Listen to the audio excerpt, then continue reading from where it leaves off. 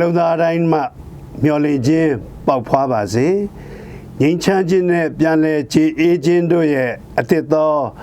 ပါစကာသတင်းကောင်းဖြစ်ပါစေချစ်ခင်လေးစားသောမြန်မာပြည်သူပြည်သားအပေါင်းတို့မွန်မြတ်သောအီစတာပွဲတော်ရဲ့မင်္ဂလာပေါင်းတယောက်စီတိုင်းပေါ်မှာတက်ရောက်ပါစေခရစ်တော်ရှင်ပြန်ထမြောက်ပါပြီအာလေလုယာခရစ်တော်ရဲ့ကားတိုင်လမ်းဟာအဆိုးပေါ်မှာအောင်မြင်တဲ့အကောင်းနဲ့အဆုံးသတ်ခဲ့ပါတယ်ကျွန်တော်ဟာကြီးကျယ်တဲ့ပွဲတော်တစ်ခုကိုကျင်းပနေကြပါတယ်လူတိုင်းခံစားနေရတဲ့ဒုက္ခဝေဒနာရဲ့နာကျင်မှုတွေဒီနေ့ရက်မှာကုသခြင်းရရှိပြီးပျောက်ကင်းကြပါစေနှလုံးသားတိုင်းကနေငြိမ်းချမ်းခြင်းနဲ့ပြန်လည်ကြည်အေးခြင်းတို့ရဲ့မျှော်လင့်ခြင်းပေါက်ဖွားပါစေခရစ်စမတ်ပွဲတော်ရဲ့သတင်းစကားကအမောင်တဲတွင်ကျင်လည်နေကြသောသူတို့သည်အလင်းရောင်ကိုမြင်ရပြီဖြစ်တယ်လို့အီစတာပွဲတော်ရဲ့သတင်းစကားကသေခြင်းမှထမြောက်ခြင်းရှင်ပြန်ခြင်းနဲ့ပြတ်သားတည်ကြည်ခြင်းဖြစ်ပါတယ်ခရစ်တော်သခင်ဟာလောကမှာရှိတဲ့သေခြင်းရဲ့အာဏာစက်ကိုချိုးဖျက်တဲ့အရှင်သခင်ဖြစ်ပါတယ်အမောင်တို့ရဲ့တင်ញိုင်းများပွင့်လစ်ပါစေခရစ်တော်သခင်ဟာကျွန်တော်တို့ရဲ့နှလုံးသားထဲမှာရှင်ပြန်ထမြောက်ပါပြီနိုင်ငံတစ်ခုအနေနဲ့တိုင်းသူပြည်သားတစ်ခုအနေနဲ့အမုန်းကြောက်တုံးနဲ့လူသားတို့ရဲ့ဒုက္ခဝေဒနာကိုတွန်းလှန်ပြီးငြိမ်းချမ်းရေးရဲ့ဘုရင်ခရစ်တော်သခင်ရှင်ပြန်ပြီးဆိုတဲ့သတင်းစကားကိုကျွန်တော်တို့ရဲ့နှလုံးသားတိုင်းထဲမှာကျွန်တော်တို့ရဲ့လမ်းမများထက်မှာကျွန်တော်တို့ရဲ့မိသားစုတိုင်းမှာပဲ့တင်ထပ်ပါစေကျွန်တော်တို့ရဲ့ချစ်လာစွာသောအမိမြန်မာနိုင်ငံတော်ဟာလွတ်လပ်ခြင်းနဲ့ငြိမ်းချမ်းခြင်း၌ပြန်လည်ရှင်ပြန်ပါစေဒုက္ခခံရခြင်းနဲ့အချိန်တွေမှာလွတ်မြောက်သွားပါပြီငြိမ်းချမ်းရေးရဲ့ဘုရင်ရှင်ပြန်ထမြောက်တော်မူပြီအီစတာပွဲတော်ဟာဓမ္မဟောင်းရဲ့ထုံတန်းစင်လာမှာကျင်းပခဲ့တဲ့ပါစကာပွဲတော်ကိုပြန်ပြောင်းပြီးတော့ကျင်းပခြင်းဖြစ်ပါတယ်ပါစကာပွဲတော်ရဲ့သတင်းကလွတ်မြောက်ခြင်းဖြစ်ပါတယ်တနာကျင်နာတော်မူတဲ့ဘုရားသခင်ရဲ့အကူအညီနဲ့လူသားတွေဟာဒုက္ခဝေဒနာခံစားခြင်းမှလွတ်မြောက်ခြင်းဖြစ်ပါတယ်ဒါဟာတမန်ကျမ်းစာတအုပ်လုံးရဲ့အဓိကသတင်းစကားဖြစ်ပါတယ်ဘုရားသခင်ရွေးကောက်ထားတဲ့ဣသရေလလူမျိုးတွေဟာရက်ဆက်ကြမ်းကြုတ်တဲ့ဖာရိုဘုရင်ရဲ့လက်အောက်မှာကျွန်ခံနေရတယ်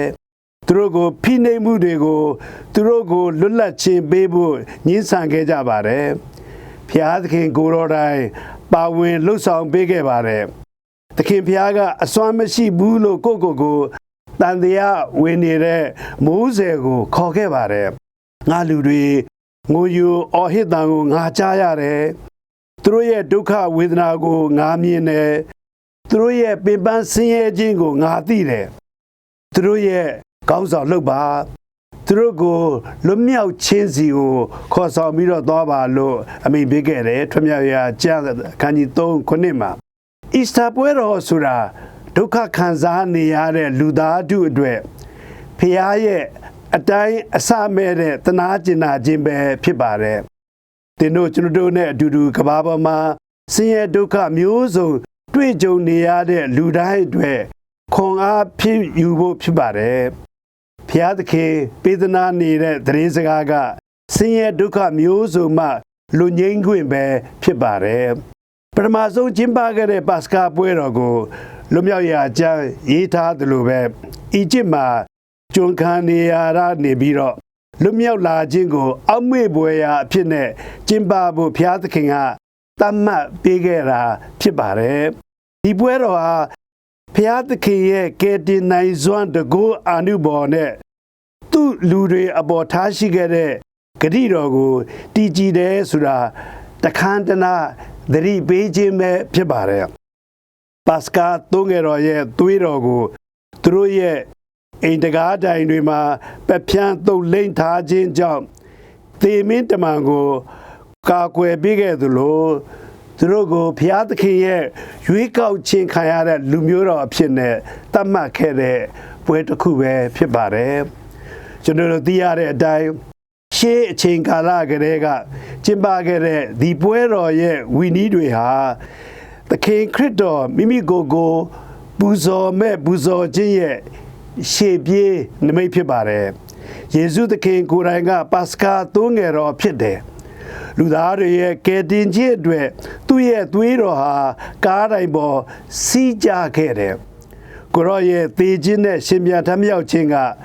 အပြစ်နဲ့သေခြင်းကိုအပိဓာအနိုင်ယူအောင်မြင်ခြင်းဖြစ်တယ်လို့ဖျားနဲ့လူသားတွေကြားမှာအသစ်သောဗြိဉ္ဉ်ကိုဖွဲ့ဆိုခြင်းလည်းဖြစ်ပါတယ်ဒီနီလာနဲ့ခရစ်တော်ကကျွန်တော်တို့အတွက်ကျွန်တော်တို့အတွင်းမှာစိတ်လွတ်မြောက်ခြင်းကိုရယူပေးပြီးဘုရားသခင်တပါးရီသားလေကျွန်တော်တို့အတွက်ဘုရားသခင်ဂတိထားတဲ့မြေနေရာဖြစ်တယ်ဆိုတာထင်ရှားစေပါတယ်ဘုရားသခင်ရဲ့သွေးငယ်တော်ဖြစ်တဲ့ခရစ်တော်ရဲ့သွေးတော်မှာစီကြောခြင်းခံယူပြီးဘုရားသခင်တပါးရီသားကျွန်တော်တို့အလိုအဆုံးပုဂ္ဂိုလ်ဖြစ်ပါတယ်တမန်ကျမ်းသစ်မှာပတ်စကာပွဲတော်ဟာခရစ်တော်၌အထွတ်အထိပ်ထိရောက်တယ်ဆိုတာကျွန်တော်တို့တွေ့ရတယ်။ဧဝံဂေလိကျမ်းစာမှာသခင်ခရစ်တော်ဟာဂျေရုဆလင်မြို့တဲကိုအောင်မြင်စွာကြွဝင်ကြောင်းကျွန်တော်တို့ဖတ်ရှုခဲ့ရတယ်။ကိုရောကိုဣသရေလဘုရင်တစ်ပါးလို့ကြွေးကြော်ကြိုဆိုခဲ့ကြတယ်။လူတွေဟာအနိုင်ရခြင်းနဲ့အောင်မြင်ခြင်းတို့ရဲ့အမှတ်လက္ခဏာအဖြစ်တန်လွင်အကိုင်းအခက်တွေနဲ့ကိုရောမှာဖြန့်ကျဲခဲ့ကြတယ်မှန်ပါတယ်ခရစ်တော်တပါးရိသာဆင်းရဲသားတွေနဲ့ဒုက္ခဝေဒနာခံရတဲ့သူတွေအတွက်တပါးသီးသောကယ်တင်ရှင်ဖြစ်ပါတယ်ခရစ်တော်ရဲ့အောင်မြင်ခြင်းဟာလောကီတကောအာဏာတွေအပေါ်အနာယူခြင်းမဟုတ်ဘဲနဲ့အပြစ်နဲ့သေခြင်းအပေါ်အောင်နိုင်ခြင်းဖြစ်တယ်ဆိုတာကျွန်တော်တို့သိကြပါတယ်ညီကိုမောင်နှမအပေါင်းတို့ဒီနေ့ကျွန်တော်တို့ကျင်းပနေတဲ့ပွဲတော်ရဲ့အောင်မြင်ခြင်းဟာရှင်သန်ခြင်းကသေခြင်းအပေါ်မျော်လင့်ခြင်းကစိတ်ပြည့်အားလျော့ခြင်းအပေါ်အလင်းကအမောင်အပေါ်အောင်မြင်တဲ့ပွဲဖြစ်ပါတယ်ဒီပွဲတော်ရဲ့ပင်မသတင်းစကားကကျွန်တော်တို့အားလုံးရဲ့သင်္ချိုင်းဝါကနေကြောက်တုံးတွေကိုဖယ်ရှားပြီးအီစတာပွဲတော်ကိုဆင်နွှဲကြပါစို့ခရစ်တော်ရဲ့သင်္ချိုင်းဂူဝါကကြောက်တုံးကြီးကိုဖယ်ရှားလိုက်သလိုကျွန်တော်တို့အပေါ်မှာပြိနေတဲ့ကြောက်တုံးကိုလည်းဖယ်ထုတ်ပြီးခရစ်တော်၌အသစ်သောအသက်တာမှာပျော်ရွှင်ခြင်းနဲ့လွတ်လပ်ခြင်းကိုတွေ့ကြုံခံစားဖို့ဒီသတင်းစကားကကျွန်တော်တို့ကိုတတိပေးနေပါတယ်ကျွန်တော်တို့ထဲကအချို့အတွက်ပြိနေတဲ့ကြောက်တုံးကအပြစ်နဲ့ရှက်ကြောက်ခြင်းဖြစ်နိုင်သလိုအတိတ်ရဲ့အမှားများနဲ့တောင်တတရားတွေကဘုရားသခင်ရဲ့ပြေဝသောချစ်ချင်းမေတ္တာကိုဟန်တားနေတာဖြစ်နိုင်ပါတယ်အခြားသူတွေအတွက်မကြမ်းမာခြင်းဆုံးရှုံးခြင်းနဲ့ကျွန်တော်တို့ကိုခြောက်လန့်နေတဲ့အရာတွေကြောင့်ခံစားနေရတဲ့နာကျင်မှုတွေဖြစ်နိုင်ပါတယ်ဆာလံ42:5မှာရေးဖွဲ့ထားသလိုကျွန်တော်လည်းရေရွတ်ကြရအောင်။အိုးငါဝိညာဉ်အဘယ်ကြောင့်ပူဆွေးဝါနေနေသနည်းအဘယ်ကြောင့်ငါအတွင်း၌မငြိမ်မသက်ဖြစ်နေရသနည်းဖျားသခင်၌ညှော်လင့်လောအကြောင်းမူကားငါ၏ကယ်တင်ရှင်ငါ၏ဖျားသခင်ကိုငါချီးမွမ်းမည်လူအများအတွက်သမိုင်းရဲ့သတင်းစကားကစိတ်ဓာတ်ကြပြီးတော့ဝမ်းနည်းခြင်းတင်ញိုင်းကူဖြစ်ပါတယ်အများကမုန်းတီးခြင်းတင်ញိုင်းကူထဲမှာကလစားချေခြင်းတင်ញိုင်းထဲမှာစိတ်ပြည့်အားငယ်ခြင်းတင်ញိုင်းထဲမှာသူတို့ကိုမြုပ်နှံထားကြတယ်ယနေ့မျက်မှောက်ခေတ်ကာလရဲ့တင်ញိုင်းတွေကဘာတွေလဲလူသားတွေရဲ့မျှော်လင့်ခြင်းကိုမြုပ်နှံထားတဲ့တင်ញိုင်းတွေကဘာတွေလဲဝမ်းနည်းစရာဝန်ခံရရင်တင်ញိုင်းတွေကအများကြီးရှိပါတယ်ပုံမူသားယာဝါပြောတဲ့ကဘာတစ်ခုဖြစ်ဖို့ဆိုတဲ့ကျွန်တော်တို့ရဲ့မျှော်လင့်ချက်တွေ အိမ်မက်တွေကိုမြုပ်နှံပြစ်ဖို့6လနေတဲ့သင်္ချိုင်းတွေကဆင်းရဲခြင်းကာယောဂါတွေစစ်ပွဲတွေမမျှတခြင်းတွေမတရားမှုတွေစသဖြင့်အများကြီးရှိနေပါတယ်ဒီအရာတွေကလူသားတိုင်းအတွက်ငြိမ်းချမ်းခြင်းနဲ့ဖွံ့ဖြိုးတိုးတက်ခြင်းဆိုတဲ့လမ်းမထက်မှာပိတ်ဆို့နေတဲ့အတားအဆီးတွေဖြစ်ပါတယ်အဲ့ဒီတော့ဒီတင်းញိုင်းဝါကကြောက်တုံးတွေဘယ်လိုဖယ်ရှားပြီးငြိမ်းချမ်းခြင်းနဲ့ဖွံ့ဖြိုးတိုးတက်ခြင်းရှိတဲ့ကဘာသစ်တစ်ခုကိုဘယ်လိုစောင့်တည်ကြမလဲတင်းញိုင်းဝါမှာရှိတဲ့ကြောက်တုံးကအလွန်လေးလံလွန်းပါတယ်လူတွေအများကြီးရဲ့ရှင်သန်ခြင်းအသက်တာဟာဒီတင်းញိုင်းထဲမှာအချိန်အကြာကြီးပိတ်မိနေပြီဖြစ်ပါတယ်ဒီလိုလေးလံလွန်းတဲ့ကြောက်တုံးနဲ့ပြိနေတဲ့တင်းញိုင်းကနေပြန်လဲထမ်းမြောက်နိုင်အောင်မလားအီစတာပွဲတော်ရဲ့သတင်းကောင်းကဘယ်ကြောက်တုံးမှလေးလံလွန်းတယ်လို့မရှိပါဘူးဘယ်ဝင်တုံးမှဝင်ဖို့မှကြီးမားတယ်လို့မရှိပါဘူးဘာဖြစ်လို့လဲဆိုတော့ဘုရားသခင်ရဲ့ချစ်ချင်းမေတ္တာကအားလုံးကိုအောင်မြင်ကျော်လွှားနိုင်ပါတယ်ယေရှုခရစ်တော်ဟာသေခြင်းကရှင်ပြန်ထမြောက်ခဲ့တယ်လို့ပဲကျွန်တော်တို့ရဲ့အဖြစ်အနေတွေအပေါ်ကျွန်တော်တို့ယုံကန်နေရတဲ့ဒီပေါ်ကျွန်တော်တို့ရဲ့သောကစိတ်တွေအပေါ်လူသားတွေခံစားနေရတဲ့ဒုက္ခဝေဒနာတွေအပေါ်ကျွန်တော်တို့ရဲ့ကြောက်ရွံ့ခြင်းအပေါ်မှာကြော်တက်နိုင်ပါလိမ့်မယ်ဘုရားသခင်ရဲ့တနာခြင်းနဲ့ချစ်ခြင်းအပေါ်ထားရှိတဲ့ယုံကြည်ကိုးစားမှုကနေရှိတဲ့အသစ်သောအသက်တာအသစ်သောမျှော်လင့်ခြင်းတွေကိုတွေ့ကြုံခံစားရမှာအမှန်ဖြစ်ပါတယ်ကိုယ်တိုင်တိဆောက်ထားတဲ့သင်္ချိုင်းတွင်းကနေဘုရားသခင်ရဲ့ကျေးဇူးတော်ကိုညှင်းဆန်တဲ့သင်္ချိုင်းကနေထွက်လာဖို့ဖိတ်ခေါ်ပါတယ်အခုအီစတာပွဲတော်အချိန်ကာလမှာကျွန်တော်တို့ကိုဖိထားတဲ့ကြောက်တုံးကို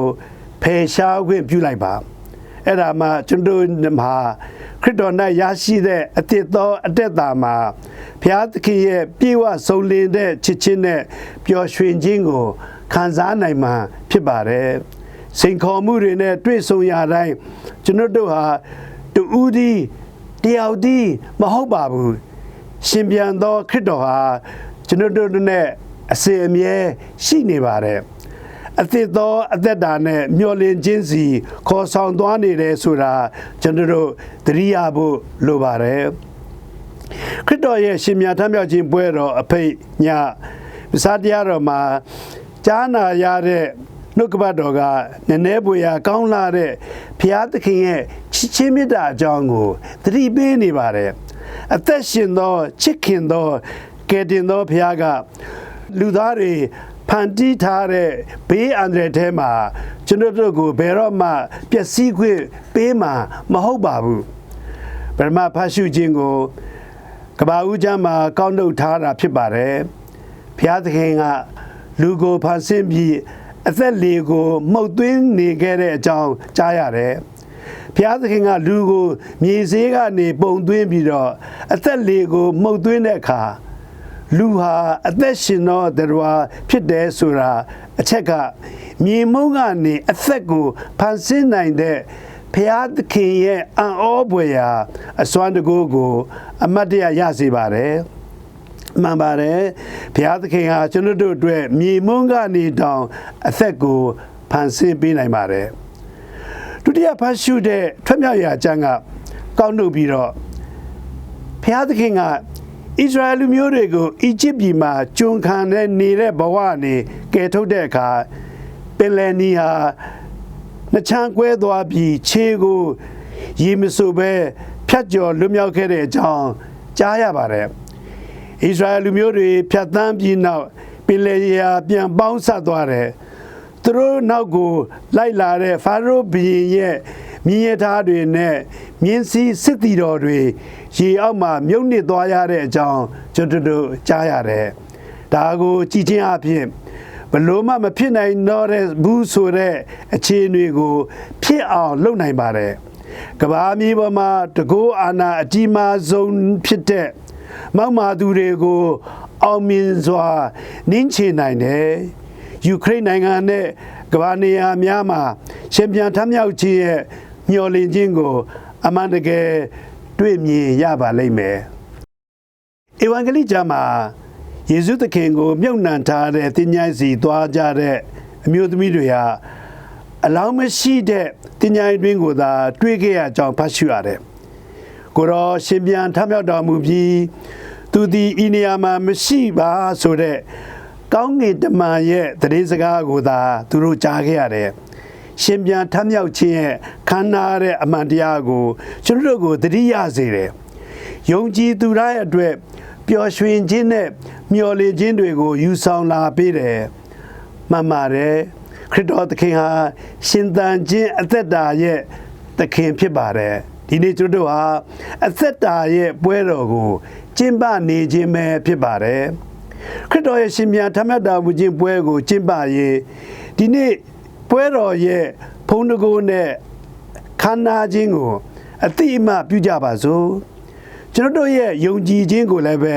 အသစ်ဖြစ်စေကြပါစို့သေခြင်းကိုအောင်မြင်ပြီးကျွန်တော်တို့အတွက်အသစ်သောအသက်တာကိုရယူပေးတဲ့ကယ်တင်ရှင်ခရစ်တော်ထံမှရရှိတဲ့မျှော်လင့်ခြင်းနဲ့ပျော်ရွှင်ခြင်းတွေနဲ့နေထိုင်အသက်ရှင်ကြပါစို့ခရိယာယုံကြည်ခြင်းမှာထာဝရတည်နေတဲ့သင်္ချိုင်းဆိုတာမရှိပါဘူးထာဝရရှင်သန်ခြင်းသာရှိပါတယ်သို့သောခရစ်တော်သည်အမှန်ပေသေးခြင်းမှရှင်ပြန်ထမြောက်တော်မူသည်ဖြင့်အိပ်ပျော်ခဲ့သောသူတို့တွင်အဦးဆုံးသီးသောအသီးဖြစ်၏သေခြင်းသည်လူတစ်ယောက်အားဖြင့်ဖြစ်ပေါ်လာသကဲ့သို့သေခြင်းမှရှင်ပြန်ထမြောက်တော်မူသောသူတစ်ယောက်အားဖြင့်ဖြစ်ပေါ်လာလေပြီလူအပေါင်းတို့သည်အာဒံ၌သေကြရသကဲ့သို့လူအားလုံးတို့သည်ခရစ်တော်၌အသက်ရှင်ရလိမ့်မည်1 Corinthians 15:20-22ဒီကုမန်မအပေါင်းတို့အထက်ကရှင်ဘောလူမိတ်ဆိုခဲ့သလိုကျွန်တော်အားလုံးထာဝရအသက်ရှင်ကြရမှာဖြစ်ပါတယ်နောက်ကိုပြန်လှည့်ကြည့်ရင်လွန်ခဲ့တဲ့နှစ်တွေမှာစိန်ခေါ်မှုတွေနဲ့ပြည့်ဝနေပါတယ်သေခြင်းကကျွန်တော်တို့ရဲ့အိမ်တကားကိုလာခောက်နေခဲ့ပါတယ်ဒါပေမဲ့ခရစ်တော်လိုပဲကျွန်တော်ဟာသေခြင်းရဲ့လူတွေမဟုတ်ပါဘူးကျွန်တော်ဟာရှင်ပြန်ခြင်းရဲ့လူတွေဖြစ်ပါတယ်ကျွန်တော်ဟာရှင်ပြန်ထမြောက်ခြင်းရဲ့လူသားတွေဖြစ်ပါတယ်ဒါပေမဲ့ကျွန်တော်ဟာဘလို့ပုံနဲ့ရှင်ပြန်ထမြောက်ခြင်းရဲ့လူသားတွေဖြစ်နိုင်မလဲပထမအနေနဲ့ကျွန်တော်ဟာတရားမျှတခြင်းနဲ့ဒန်းတူရည်တူဖြစ်ခြင်းအတွက်ရှေ့နေရှေ့ရပြုလုပ်နေကြရပါမယ်